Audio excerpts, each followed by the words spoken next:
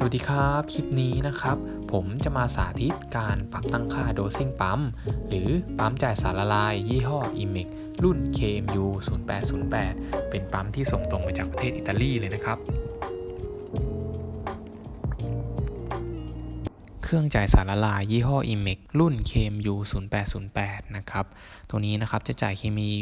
ได้สูงสุดอยู่ที่8ลิตรต่อชั่วโมงเดี๋ยวผมจะมาอธิบายถึงตัวปุ่มของปั๊มก่อนนะครับว่ามีปุ่มอะไรบ้างตัวแรกนะครับจะเป็นตัวปุ่มเปิดปิดส่วนตัวนี้จะเป็นตัวปุ่มปรับตั้งค่าหรือว่าปรับการรับสัญญาณผมจะเรียกว่าตัวปุ่ม Enter แล้วกันนะครับส่วนตัวนี้จะเป็นตัวปุ่มปรับช่วงชักหรือว่าปรับสโตรกส่วนตัวนี้นะครับจะเป็นตัวปุ่มปรับความถี่นะครับหรือว่า Frequency นะครับสามารถปรับได้ตั้งแต่100 ถึง 1% เลยนะครับปั๊ม IMEC นะครับก็จะมีการรับสัญญาณ Pulse ได้นะครับแล้วก็รับสัญญาณ420 020แล้วก็จะมีไฟที่แจ้งบนหน้าจอเมื่อเคมีหมดถังนะครับผมก็จะมาสาธิตการเปิดเครื่องนะครับแล้วก็การปรับฟังก์ชันให้ดูนะครับแล้วก็จะกดที่ปุ่มเปิดเครื่อง1ครั้งนะครับตอนนี้นะครับตัวปั๊มก็จะทำงานอยู่ที่ 100% นะครับหรือว่าจ่ายเคมีอยู่ที่8ลิตรต่อชั่วโมงนะครับถ้าเกิดเราปรับไปที่50นะครับ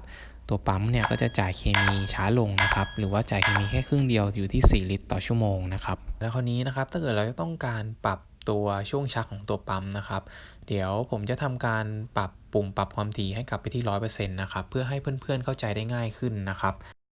ผมก็จะปรับปุ่มปรับช่วงชักไปที่50นะครับการปรับปุ่มนี้นะครับเราจะต้องกดลงไปก่อนนะครับแล้วก็ค่อยหมุนนะครับตอนนี้จะสังเกตเห็นได้ว่าเสียงของตัวปั๊มเนี่ยจะเริ่มเบาลงแล้วนะครับเปรียบเสมือนนี่คือเคมี1หยดนะครับการที่เราปรับช่วงชักไปที่50เนี่ยครับจะทำให้เคมีเนี่ยจะถูกจ่ายออกมาแค่ครึ่งหยดนะครับก็คือช่วงชักจะสั้นลงนะครับทำให้การปรับการจ่ายเคมีของตัวปั๊มเนี่ยจะละเอียดมากขึ้นนะครับผมจะทำการปรับเปลี่ยนฟังก์ชันอัตราการจ่ายเคมีนะครับจากตอนนี้เนี่ยอัตราการจ่ายเคมีเนี่ยจะอยู่ที่100 ถึง 10% นะครับผมจะปรับให้เหลือ 1-10% นะครับก่อนอื่นต้องกดปิดเครื่องก่อนนะครับพอกดปิดเครื่องเสร็จปุ๊บเราก็จะกดปุ่ม Enter ค้างไว้นะครับประมาณ3วินาทีนะครับไฟเนี่ยก็จะกระพริบขึ้นทางหน้าจอนะครับนะครับไฟก็จะกระพริบขึ้นทั้งหมดอย่างนี้นะครับจากนั้นนะครับเราก็จะกดปุ่ม Enter 1ครั้งแล้วก็ปล่อยนะครับปุ๊บนะครับไฟก็จะเป็นอย่างนี้นะครับจากนั้นเราก็จะทำการกดปุ่มเปิดปิดเพื่อเลือกฟังก์ชันนะครับเราก็จะกดปุ่มเปิดปิด1ครั้งนะครับปุ๊บนะครับคือไฟที่ขึ้นที่ค่า constant นะครับแล้วก็ขึ้นที่ dy 1-10 นะครับอย่างนี้นะครับคือการปรับเปลี่ยนฟังก์ชันเป็น 1-10% แล้วนะครับเราก็จะกดที่ปุ่ม enter 1ครั้งปุ๊บนะครับเสร็จแล้วนะครับเราก็จะกดที่ปุ่มเปิดเครื่องนะครับ1ครั้งปุ๊บไฟจะขึ้น2ดวงอย่างนี้อันนี้นะครับหมายถึงว่าตอนนี้ตัวปั๊มทำงานเป็นฟังก์ชัน 1-10% แล้วนะครับตอนนี้นะครับตรง100นะครับก็จะเท่ากับ 10% แล้วก็ตรงที่50จะเป็นเท่ากับ 5% นะครับแล้วก็ตรงที่10จะเท่ากับ 1% นะครับในส่วนของการรับสัญญาณเผานะครับก็จะมีตัว Multiply นะครับแล้วก็ตัว Divide นะครับก่อนอื่นผมก็จะมาสาธิตการปรับรับสัญญาณ Multiply ให้ดูก่อนนะครับเราก็จะปิดเครื่องนะครับแล้วก็กดปุ่ม Enter ค้างไว้ประมาณ3วินะครับแล้วก็ไฟเนี่ยจะกระพริบที่หน้าจอขึ้นทั้งหมดนะครับอย่างนี้นะครับจากนั้นนะครับเราก็จะกดที่ปุ่ม Enter 1ครั้งนะครับปุ๊บนะครับเสร็จแล้วนะครับเราก็จะกดที่ปุ่มเปิดปิดเพื่อทำการเลือกฟังก์ชันนะครับเราก็จะเลือกเป็นสัญญาณ Multiply นะครับไฟก็จะมากระพริบตรง Multiply นะครับอย่างนี้นะครับเสร็จแล้วนะครับเราก็จะกดที่ปุ่ม Enter 1ครั้งนะครับปุ๊บนะครับไฟก็จะกระพริบอย่างนี้นะครับตอนนี้ผมยังไม่ได้ทำการเปิดเครื่องนะครับไฟก็เลยจะกระพริบพอเราเปิดเครื่องปุ๊บนะครับไฟก็จะโชว์อย่างนี้ครับคือรับสัญญาณ Multiply แล้วนะครับการรับสัญญาณ DY นะครับเราก็จะปิดเครื่องก่อนนะครับทุกครั้งการตั้งค่าหรือการรับสัญญาณเนี่ยต้องมีการปิดเครื่องก่อน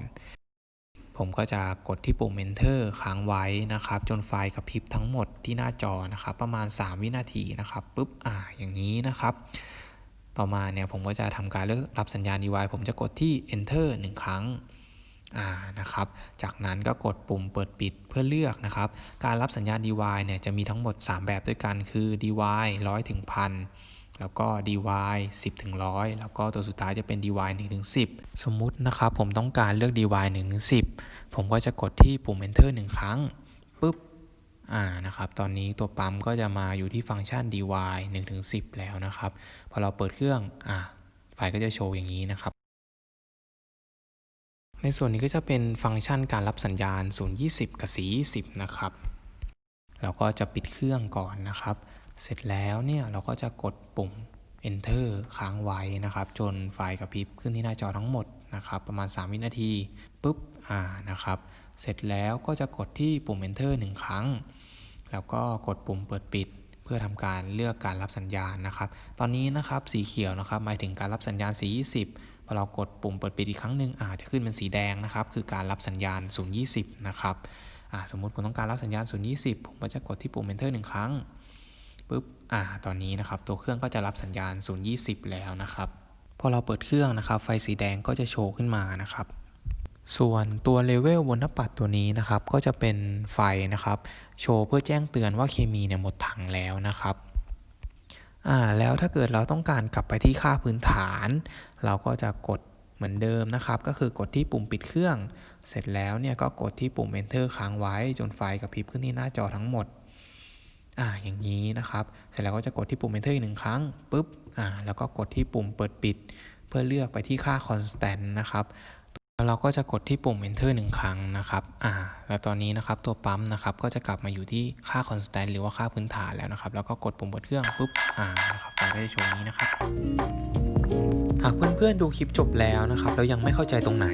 ก็สามารถติดต่อเข้ามาได้ที่บริษัท S-Lite ได้เลยนะครับและถ้าเพื่อนๆเห็นว่าคลิปนี้มีประโยชน์ผมฝากกดไลค์กดแชร์หรือกดปุ่ม Subscribe เพื่อเราติดตามว่าในคลิปหน้าเราจะมีคลิปอะไรที่มีประโยชน์มาฝากกันอีกฝากติดตามกันด้วยนะครับขอบคุณครับ